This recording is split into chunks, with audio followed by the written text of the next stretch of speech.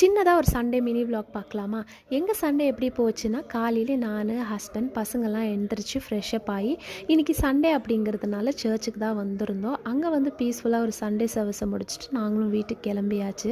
சரி, on the வேலையே மதியானத்துக்கு லஞ்ச் ப்ரிப்பேர் பண்ணுறதுக்கு தேவையான திங்ஸ் எல்லாம் வாங்கிக்கலாம் அப்படின்னு சொல்லி நாங்கள் வந்து மட்டன் தான் வாங்கிட்டு வந்திருந்தோம். வீட்டுக்கு வந்ததுமே சமையல் வேலை செய்ய ஸ்டார்ட் பண்ணிட்டேன்.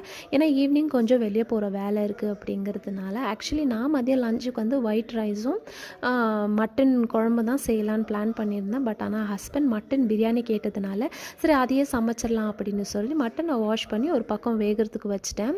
இன்னொரு பக்கம் வந்து மட்டனை தாளிச்சிடலாம் அப்படின்னு சொல்லி வெங்காயத்தை தாளிச்சிட்டு அதுக்கு தேவையான திங்ஸும் ரெடி பண்ணிக்கிட்டு இருந்தேன். இஞ்சி பூண்டு பேஸ்ட்டு, புதினா, கொத்தமல்லி எல்லாம்.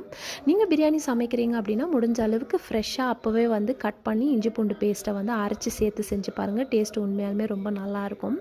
அண்ட் நாளைக்கு வந்து இந்த மட்டன் பிரியாணியோட ஃபுல் டீட்டெயில் ரெசிபி வந்து நான் அப்லோட் பண்ணுவேன். அண்ட் மறக்காமல் உங்களுடைய சண்டே எப்படி போச்சு அப்படிங்கிறத கமெண்ட்டில் சொல்லுங்கள். நாளைக்கு இன்னொரு vlogல பார்க்கலாம். பாய்.